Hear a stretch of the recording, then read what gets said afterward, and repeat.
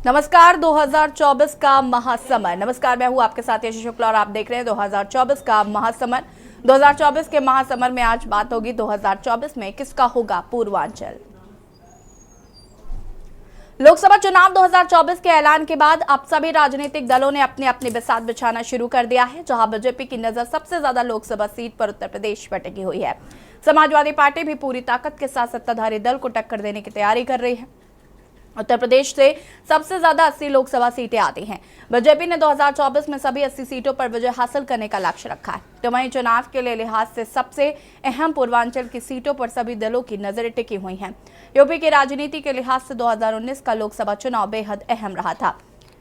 इस चुनाव में पहले बीजेपी को कड़ी टक्कर देने के लिए प्रदेश की दो सबसे बड़ी सियासी अदावत वाली पार्टियों में सपा और बसपा ने हाथ मिला लिया था। शायद ही किसी ने सोचा होगा कि मायावती और अखिलेश कभी एक साथ एक मंच पर आएंगे, लेकिन 2019 में यूपी में बीजेपी की ऐसी आंधी चली कि गठबंधन हवा हो गया।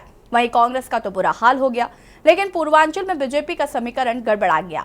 2014 में पूर्वांचल में एक तरफा जीत पाने वाली बीजेपी की आंधी सुस्त पड़ गई। ऐसे में 2024 में पूर्वांचल की 27 सीटों पर किसका सिक्का चलेगा, ये बड़ा सवाल है।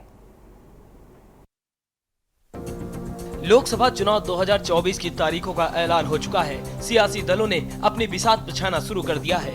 हर सियासी दल 2024 के लोकसभा चुनाव में उत्तर प्रदेश पर नजर गड़ाए हुए है। 543 सीटों के लिए 7 चरण में मतदान पूरे देश में होना है, तो वहीं उत्तर प्रदेश की सभी 80 लोकसभा सीटों पर भी 7 चरण में वोटिंग होनी है। मतदान की शुरुआत 19 अप्रैल से होगी और नतीजे 4 जून को आएंगे। यूपी के मतदान की शुरुआत 19 अप्रैल से होगी और नतीजे 4 जून को आएंगे, लेकिन 80 सीटों वाले उत्तर प्रदेश में सबकी नजर यूपी के पूर्वांचल में 27 लोकसभा सीटों पर 2 चरण में होने वाले चुनाव पर रहेगी। कहते हैं जिसने पूर्वांचल फतेह कर लिया वो यूपी की सत्ता पर आ जाता है, और जो यूपी की सत्ता में बैठा वो दिल्ली की गद्दी तक पहुंच जाता है। ऐसे में पूर्वांचल फतेह के लिए हर सियासी दल एड़ी चोटी का जोर लगा रहा है। बता दें कि पूर्वांचल में ही वाराणसी लोकसभा सीट आती है, जहां से प्रधानमंत्री नरेंद्र मोदी तीसरी बार चुनाव लड़ने जा रहे हैं। बता दें कि पूर्वांचल की 27 सीटों पर 2 चरणों, छठे और 7वें चरण में चुनाव होने वाला है। छठे चरण में 25 मई को सुल्तानपुर, प्रतापगढ़, फूलपुर, प्रयागराज, अंबेडकर नगर, श्रावस्ती, डुमरियागंज, बस्ती, संत कबीर नगर, लालगंज, आजमगढ़, जौनपुर, मछली शहर और भदोही में मतदान होगा। 7वें चरण में 1 जून को महाराजगंज, गोरखपुर, कुशीनगर, देवरिया, बांसगांव, घोसी, सलेमपुर, बलिया, गाजीपुर, चंदौली, वाराणसी, मिर्जापुर और रॉबर्ट्सगंज में वोटिंग होगी।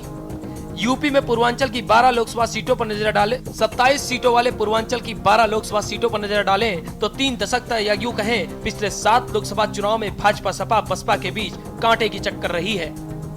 कहीं पार्टी भारी पड़ती है तो कहीं कैंडिडेट अपने दम पर चुनावी बाजी मार ले जाते हैं। कुछ सीटों पर बसपा ने सबसे अधिक बार जीत दर्ज की है। 2014 के लोकसभा चुनाव में बीजेपी ने पूर्वांचल में सभी सीटें जीती थी। 2017 यूपी विधानसभा चुनाव में सपा कांग्रेस गठबंधन हुआ, लेकिन विपक्ष की सारी गणित भाजपा लहर में छिन्न भिन्न हो गई। 2019 लोकसभा चुनाव में सपा बसपा का गठबंधन हुआ। 2019 में बीजेपी की सुनामी पूर्वांचल में धीमी पड़ गई। पूर्वांचल में बीजेपी महज 17 सीटें ही जीत सकी। 2 सीटें बीजेपी के सहयोगी दलों ने जीती। गठबंधन फेल होने से 2022 में सभी दल अलग अलग हो गए। 2024 लोकसभा चुनाव में बीजेपी की नजर सबसे ज्यादा 80 लोकसभा सीटों वाले प्रदेश उत्तर प्रदेश पे टिकी है। वहीं समाजवादी पार्टी भी पूरी ताकत के साथ सत्ताधारी दल को टक्कर देने की तैयारी में है। 2024 में बीजेपी ने सभी 80 सीटों पर विजय हासिल करने का लक्ष्य रखा है, तो वहीं तमाम विपक्षी दल सपा, बसपा और कांग्रेस बीजेपी को रोकने के लिए पूरा जोर लगा चुके हैं। ऐसे में इस बार पूर्वांचल में किसका डंका बजेगा ये तो मतदाता ही तय करेंगे, लेकिन क्या पूर्वांचल में इस बार कमल खिलेगा या विपक्ष के गठबंधन की आंधी में कमल उड़ेगा, ये बड़ा सवाल है। विनीत शर्मा, स्पेशल डेस्क, के न्यूज इंडिया। जी हाँ, तो पूर्वांचल फतेह करने के लिए सभी दलों की तैयारियां तेज हो गई हैं। आज इसी मुद्दे पर चर्चा करेंगे। मेहमान हमारे साथ जुड़ चुके हैं मोहम्मद साजिद जी, सपा प्रवक्ता हमारे साथ जुड़ चुके हैं। डॉक्टर चारू मेहरोत्रा, वरिष्ठ कांग्रेस नेता हमारे साथ जुड़ चुकी हैं। मनदीप सिंह, बीजेपी नेता हमारे साथ जुड़ चुके हैं। और कृष्णा पंडित, वरिष्ठ पत्रकार हमारे साथ जुड़ चुके हैं। आप सभी का सबसे पहले तो बहुत बहुत स्वागत है। शुरुआत करते हैं मनदीप सिंह जी। पूर्वांचल को साधने की पूरी कोशिश इस बार बीजेपी कर रही है, और अगर हम बात करें तो बीजेपी कहीं ना कहीं लगातार इसको लेकर तैयारियां, पूर्वांचल में सबसे ज्यादा चुनावी रैलियां भी संभावित हो सकती है, क्या कहना है इस पर? डिबेट में बैठा हूँ, बैक कॉल करता हूँ। अनम्यूट कीजिएगा बनदीप जी।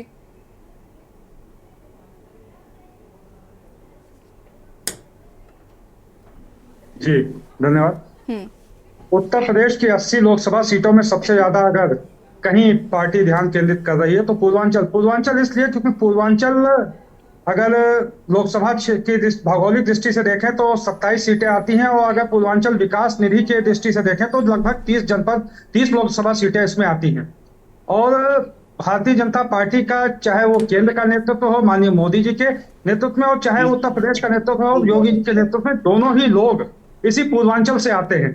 इसलिए पूरा का पूरा ध्यान, और सबसे ज्यादा अगर कहीं विकास का कार्य हुए हैं और कहीं सबसे ज्यादा विकास दिखाई देखने को मिल रहा है तो ये पूर्वांचल में ही देखने को मिल रहा है। चाहे वो काशी कॉरिडोर से हम शुरू करें और गोरखपुर के उर्वरक कारखाने तक को आके फिर से शुरुआत करने की बात भारतीय जनता पार्टी की सरकारों ने की है, जिससे चौगुना विकास लोगों को दिखाई दे रहा है। चाहे एम्स की बात करें हम गोरखपुर के, चाहे विश्वविद्यालय की बात करें हम गोरखपुर के, चाहे हम काशी में चल रहे आपके विभिन्न योजनाओं की बात करें, हम सब कुछ पूर्वांचल में चल रहा है। और आपकी पूरी तरीके से भारतीय जनता पार्टी 27 में से 27 लोकसभा सीटें, आजमगढ़ को आपने देखा, आजमगढ़ में माननीय प्रधानमंत्री जी की अभी आगमन हुआ, उस पर प्रधानमंत्री जी ने आजमगढ़ को इतनी सौगातें दी, एयरपोर्ट, आपका पूर्वांचल एक्सप्रेसवे, कितनी चीजें हैं जो वहां पे बन रही हैं। आज सुगम हुआ, आने जाने का रास्ता सुगम हुआ है। तो इन सब चीजों पे लाभार्थी के जरिए आज हम 27 की 27 सीटों पे बहुत मजबूती के साथ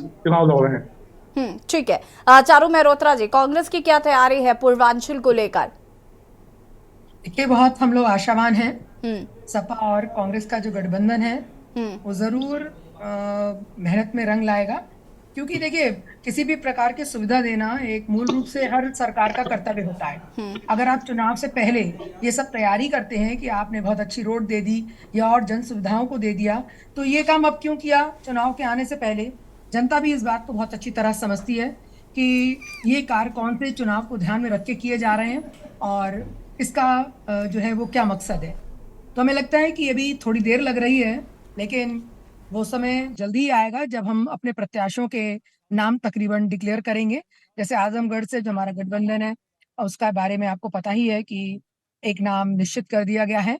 वहाँ की जातिगत समीकरणों को देखते हुए ये बात और है कि पहले हम उसमें सफल नहीं हो पाए, लेकिन ये जरूरी नहीं है कि आप जब पहले सफल ना हो पाए हो तो अगली बार सफल ना हो।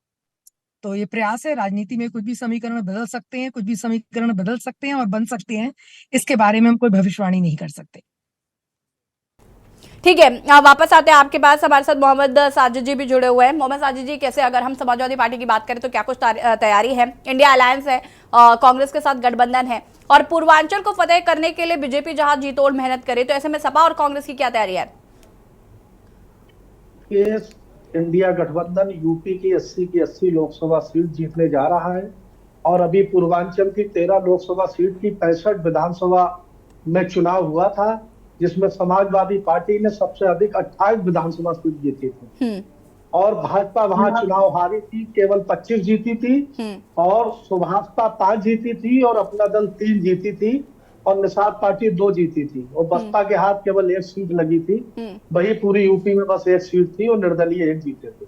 तो समाजवादी पार्टी पूर्वांचल में विधानसभा चुनाव 2022 में जीत का परचम लहराना शुरू कर दिया है, और ये लोकसभा में भी कायम रहेगा। समाजवादी पार्टी ने जो है वो कई सीटों में प्रत्याशी भी उतार दिए हैं, जिसमें आजमगढ़ है और चंदौली है, गाजीपुर है, लालगंज है और भदोही है। पिछली बार भी समाजवादी पार्टी की बदौलत समाजवादी पार्टी और बसपा के गठबंधन ने जो है 4 लोकसभा सीटों पर कब्जा किया था, और इस बार जो है वो पूर्वांचल की 13 सीट जो है वो समाजवादी पार्टी और इंडिया गठबंधन जीतने जा रहा है। ठीक है, सुन पा रही हैं इन पर? जी जी जी जी, ठीक है। वरिष्ठ पत्रकार हमारे साथ यहाँ पर कृष्णा जी जुड़े हुए हैं। अगर हम समीकरण की बात करें तो देखिए, समाजवादी पार्टी का बहुत अच्छा एक कह सकते हैं कि प्रभाव रहा है पूर्वांचल में, और बीजेपी कहीं ना कहीं उस प्रभाव को कम करने के लिए तमाम कोशिशें कर रही है। क्या लगता है इस बार बाजी पलटेगी? देखिए, निश्चित तौर पर समाजवादी पार्टी पिछली विधानसभा चुनाव अगर देखा जाए तो कहीं ना कहीं अपने वोट परसेंटेज को बढ़ाया है, और कई सीटों पे जबरदस्त टक्कर दी है। लेकिन विधानसभा और लोकसभा में आकाश जमीन का अंतर होता है। ये लोकसभा का चुनाव है। अब पिछले 2 लोकसभा का देखा जाए, चाहे 19 का देखा जाए, 24 का, उसके पहले का देखा, 14 का देखा जाए, तो निश्चित तौर पर समाजवादी पार्टी पूरी तरीके से सफाया गया है। और देखिए, पूर्वांचल का एक मूड है, चुनावी मूड होता है पूर्वांचल का। पूर्वांचली हवा जो होती है उसको भापना बहुत जरूरी है। आज जो पूर्वांचल में एक लहर चल रही है मोदी जी का, जिस तरीके से मोदी जी के नाम के साथ लोग जुड़े हुए हैं, आप कह लीजिए जमीनी स्तर पे चाहे किसी तरीके का काम हो, सरकारी अस्पताल में आप जाइएगा, वहाँ अनेकों तरह के जो प्रोजेक्ट लाए गए, परियोजना लाया गया, जल से संबंधित लाया गया, और समझिए अमृत जल योजना, जहाँ पानी नहीं पहुंचती तो वहाँ पानी पहुंचाया गया। कई सारे गाँवों में बिजली का जो है संसाधन नहीं था, बिजली पहुंचाया गया। तो विकास की गति को देखते हुए वर्तमान में निश्चित तौर पर सरकार से लोगों का लगाव बढ़ा है। और आज जो स्थिति बन पा रही है, लगता है कि बीजेपी हैट्रिक लगाने को तैयार है। पूर्वांचल में हैट्रिक की उम्मीद देखी जा रही है निश्चित तौर पर। और जो प्रत्याशी बीजेपी द्वारा उतारे गए हैं, इस बार बड़ा सोच समझ के प्रत्याशी उतारे जा रहे हैं, क्योंकि पिछली बार कुछ कैंडिडेट ऐसे थे जो चंद वोटों से विजय हासिल कर पाए थे, तो उनको कहीं ना कहीं रास्ता दिखाने का भी कार्य बीजेपी कर रही है। और जो इस बार पीडीए बना है, पिछड़ा, दलित और अल्पसंख्यक, देखिएगा कितना इनका, कुछ लोगों में तो इस तरीके के रोज की बातें आ रही हैं कि पीडीए का मतलब पिछड़ा, अल्पसंख्यक और दलित, सिर्फ ये तीनों लेकर पीडीए चलेगा क्या? सवर्णों को जो है बहिष्कार कर दिया गया है, जैसे भूमियार, ब्राह्मण, राजपूत, श्रीवास्तव, ये लोग क्या सपा के काम नहीं आएंगे? कई सारी बातें अभी से पूर्वांचल में होने लगी हैं, क्योंकि जब पीडीए आप कहते हो तो निश्चित तौर पर तीनों को साधने की बात की जा रही है। तो और लोग जो है कहीं ना कहीं उनके अंदर ये भावना आ रही है कि भाई हमको क्यों नहीं शामिल किया गया पीडीए में, हमको क्यों अलग कर दिया गया? क्योंकि बहुत बड़ा एक संख्या जो है सवर्णों का भी पीडीए या सपा कांग्रेस के साथ जुड़ा हुआ है, लेकिन उनका कहीं ना कहीं ये अपमान है, माना जाता है कि हमारा, उनके द्वारा हमारा अपमान किया गया। एक बात और विशेष यहाँ जोड़ना चाहेंगे हम, कि जो पूर्वांचल के लोग हैं, ज्यादातर अभी देखने को ये मिल रहा है कि जो पूर्व के दिनों की सरकार है उसके कुछ कार्य ऐसे हैं जो सबको पसंद आ रहा है। जैसे मंदिर से संबंधित कार्य जो किया गया, काशी कॉरिडोर का हो गया, रोड से संबंधित हो गया, एक्सप्रेस वे हो गया, अभी देखिए एयरपोर्ट का उद्घाटन मोदी जी ने किया, तो आजमगढ़ में महाराजा सुहेलदेव यूनिवर्सिटी का उद्घाटन किया, जो बहुत बड़ी बात है, क्योंकि वहाँ 10+2 पढ़ने के बाद वहाँ के जो लोग थे उनके ऊपर एक बोझ बन जाता था, बच्चों को पढ़ाने लिखाने दूसरे से दूर भेजना पड़ता था, अच्छी खासी उनकी जो है बजट बढ़ जाती थी। लेकिन जब ये यूनिवर्सिटी खुल गया, मेडिकल कॉलेज वहाँ पे खोला जा रहा है, तो निश्चित तौर पे एक राहत मिली है लोगों को, तो एक लगाव बढ़ रहा है।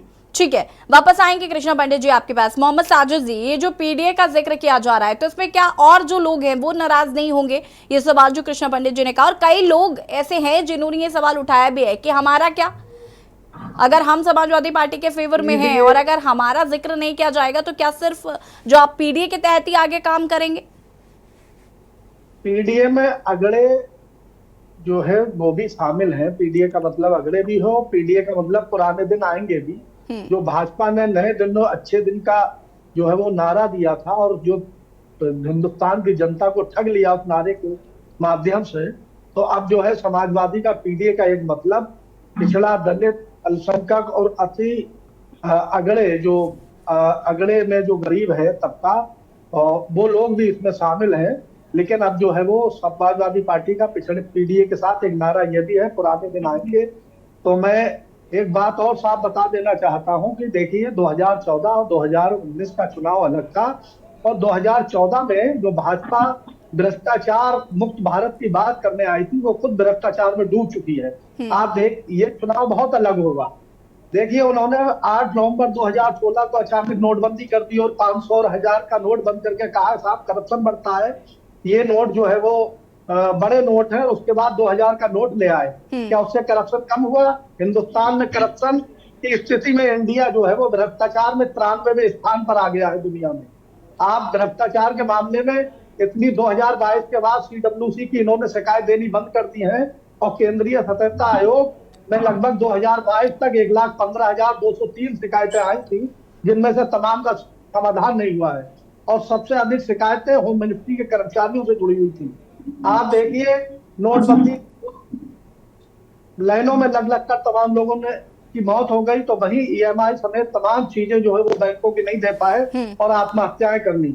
तो नोटबंदी जो थी एक बहुत बड़ा स्कैम है, और अगर इसकी सही ठीक से है। जांच होगी जैसे इलेक्टोरल बॉन्ड की हो रही है, तो इसमें जो है वो बड़ी कार्रवाई हो सकती है। और उसके बाद इन्होंने फिर हिंडनबर्ग की रिपोर्ट हो या राफेल का मामला हो, तमाम मुद्दों पे जो भ्रष्टाचार मुक्त की बात करते थे, वो ठीक है। खुद भ्रष्टाचार में डूबे हुए हैं। मोहम्मद साजिद जी, देखिए आपने बताया कि क्या कुछ मुद्दे हैं। साफ हो गया है इलेक्टोरल बॉन्ड से कि भाजपा किस तरीके से वसूली में लगी हुई है, छापे पड़वाती है, पहले अपनी जांच एजेंसियां भेजती है और उसके बाद इलेक्टोरल बॉन्ड के माध्यम से जो है वो उनसे पैसा लिया जाता है। चलिए, बात कर रहे हैं 2024 का महासमर और मेहमान लगातार हमारे साथ जुड़े हुए हैं और हम बात कर रहे हैं पूर्वांचल की कि इस बार कैसे पूर्वांचल को साधने के लिए बीजेपी जी तोड़ मेहनत कर रहे हैं। तो वहीं पिछली बार अगर हम समाजवादी की बात करेंगे तो समाजवादी पार्टी का एक अच्छा रिकॉर्ड पूर्वांचल में रहा है। चर्चा इसी पर मेहमान हमारे साथ लगातार बने हुए हैं। मनदीप सिंह जी का रुख करना चाहूंगी मैं। मनदीप सिंह जी, क्या राम मंदिर एक बड़ा मुद्दा पूर्वांचल में हो सकता है? राम मंदिर पूर्वांचल में मुद्दा नहीं, राम मंदिर पूरे देश में आस्था का विषय है। मैं अभी बात करना चाहूंगा, मेरे काबिल मित्र अभी समाजवादी पार्टी का साजिद भाई बता रहे थे, पीडीए का मतलब पुराने दिन आएंगे।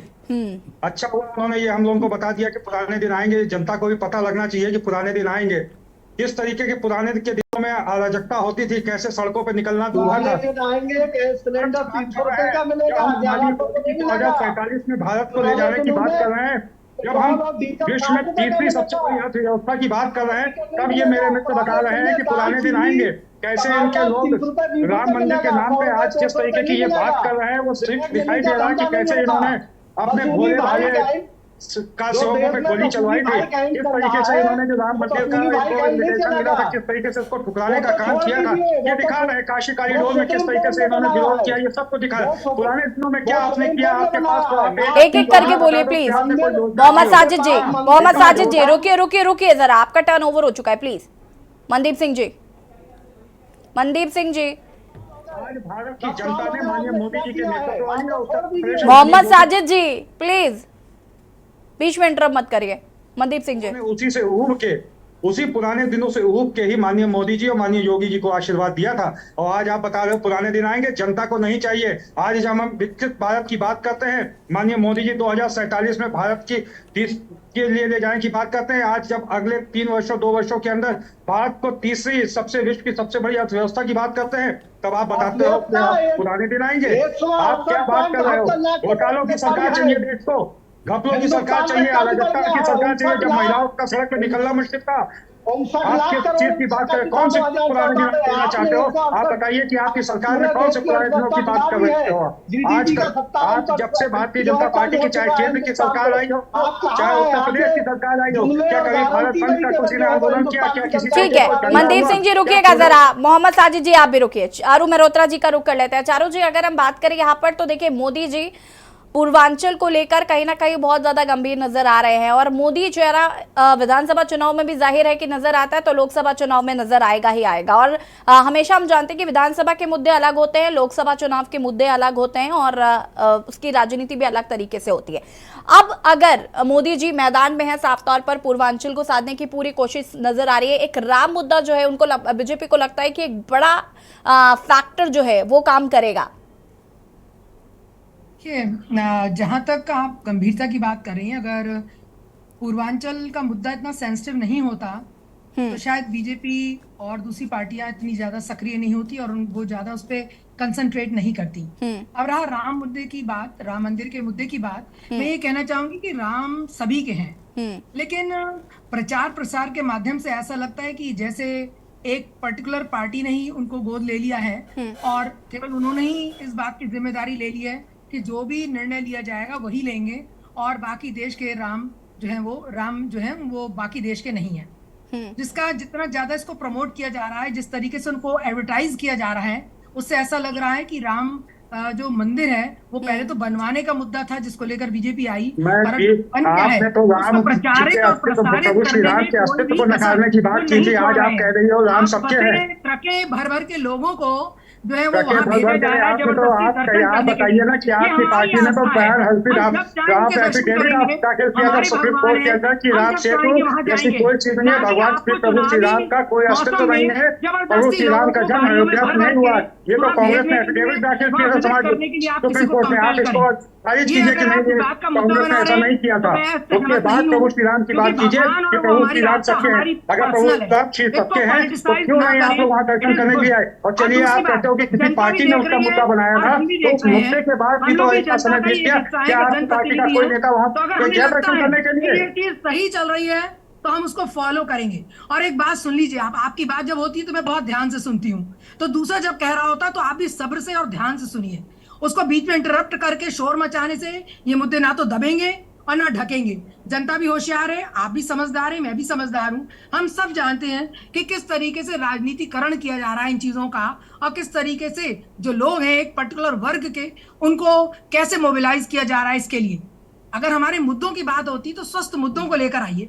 और चुनाव जब शुरू होने वाले होते हैं तभी सड़कें उखड़ने लगती हैं, पुल बनने लगते हैं, विकास कार्य में गति आ जाती है। जैसे ही चुनाव खत्म होंगे विकास कार्य ठंडे पड़ जाएंगे, जो गड्ढे जहां हैं वहीं बने रहेंगे। अभी विधानसभा का आएगा, फिर कार्य में गति आ जाएगी। सब लोग देख रहे हैं, सब समझ रहे हैं। एक दूसरे को दोष देने से पुराने खराब थे, हम ही अच्छे हैं, ये नहीं है। ये ठीक है, राजनीति में हम आपको प्रमोट करें, इट्स गुड। आप करिए अपने आप को प्रमोट, खूब उसको एडवर्टाइज करिए। और एक मेरी ये भी है, जितना आप एक पर्टिकुलर पार्टी को प्रमोट करते हैं तो दूसरे पार्टीज को भी थोड़ा सा इतना स्पेस दीजिए कि लोग वो भी जान सके कि वो अच्छा कर रहे हैं या बुरा कर रहे हैं। एक ही व्यक्ति, एक ही बात, एक ही पार्टी बार बार सभी जगह, आप जो भी चैनल खोलिए एक ही बात को प्रमोट किया जा रहा है। इसके लिए दूसरों को भी, डेमोक्रेसी में सभी को अधिकार मिलना चाहिए अपनी अपनी बात को कहने का और अपनी अपनी बात को रखने का। ठीक है, कृष्णा पांडे जी कैसे देख रहे हैं? देखिए, राम मंदिर एक बड़ा मुद्दा हो सकता है। मोदी जी भी लगातार पूर्वांचल को लेकर अब कमर कस ली है उन्होंने भी, उनकी भी चुनावी रैलियां होंगी। और अगर हम बात करें पूर्वांचल की, तो पूर्वांचल काफी महत्वपूर्ण भी हो जाता है, क्योंकि पूर्वांचल में माना जाता है बहुत सारी पिछड़ी चीजें हैं, अभी बहुत ज्यादा डिजिटलाइजेशन नहीं हुआ है, बहुत ज्यादा वहां पे लोग एक्टिव नहीं है, तो कहीं ना कहीं वहां पर विकास की बहुत जरूरत है।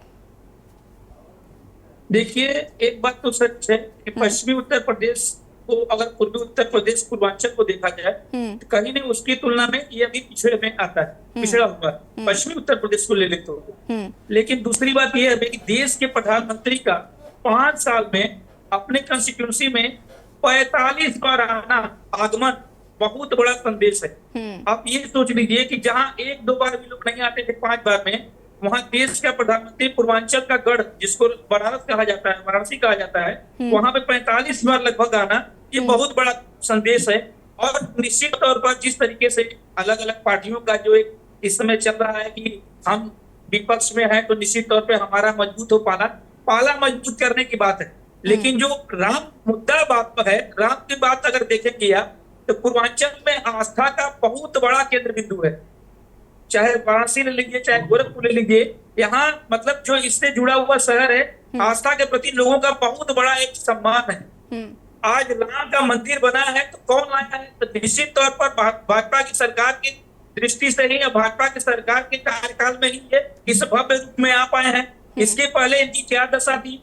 तिरपाल में रखे गए थे, किनकी वजह से तिरपाल में थे? कौन वो लोग जिम्मेदार थे जिनको तिरपाल में रखा गया? उनको 1% भी दया नहीं किया। हमारे प्रभु आराध्य श्री राम को तिरपाल में रखा गया, क्या कभी उन्होंने संकुचित सोचा इस बारे में? जो आज ज्ञान विज्ञान की बातें कर रहे हैं, जिस पार्टी के प्रवक्ता ज्ञान की बातें कर रहे हैं, उस दिन उनकी ज्ञान कहाँ चली गई थी? उस दिन उनका प्रेम कहाँ चला गया था? उस दिन उनकी चेष्टा कहाँ मर गई थी? इन बातों का निश्चित तौर पर बहुत बड़ा प्रभाव पड़ेगा। ये सोच रहे हैं कि हम 2 लाइन बोल करके और लोगों को ये जता दें कि पूर्वांचल में हमारे लोग बहुत सक्रिय हैं, एक्टिव हैं। आप देख लीजिए, कांग्रेस में तो भगदड़ मची है। यहाँ का पूर्व का सांसद कल 100 पदाधिकारियों के साथ भाजपा ज्वाइन कर लिया राजस्थान में। इसके बाद यहाँ एक कार्यकर्ता भाग रहे हैं, प्रतिदिन भाजपा में ज्वाइन कर रहे हैं। आखिर कारण क्या है? आप अपने लोगों को नहीं रोक पा रहे हो। चलिए, पूर्वांचल में कौन से मुद्दे हावी होते हैं और राम मुद्दा कितना असरदार होता है, ये तो कृष्णा जी देखना होगा। फिलहाल वक्त की कमी। आप सभी का बहुत बहुत शुक्रिया चर्चा में शामिल होने के लिए। और बात कर रहे थे 2024 के महासवर में कि पूर्वांचल बहुत जरूरी है। ऐसे में प्रधानमंत्री नरेंद्र मोदी पहले ऐसे प्रधानमंत्री जो 45 बार पूर्वांचल का दौरा कर चुके हैं, साथ ही साथ पूर्वांचल को साधने की लगातार कोशिश अन्य राजनीतिक दलों द्वारा भी की जाती है। हालांकि पूर्वांचल के मन को कौन भाएगा, ये तो देखना होगा। फिलहाल खास पेशकश में इतना ही। देखते रहिए के न्यूज़। नमस्कार।